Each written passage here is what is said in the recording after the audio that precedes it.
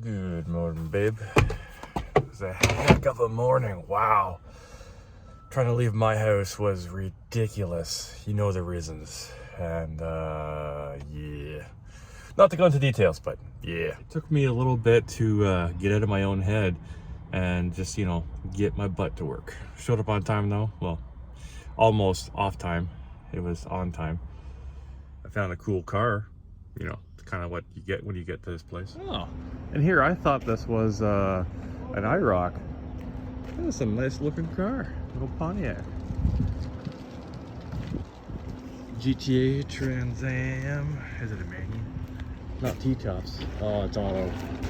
It is auto. Bleh. Although it's nice.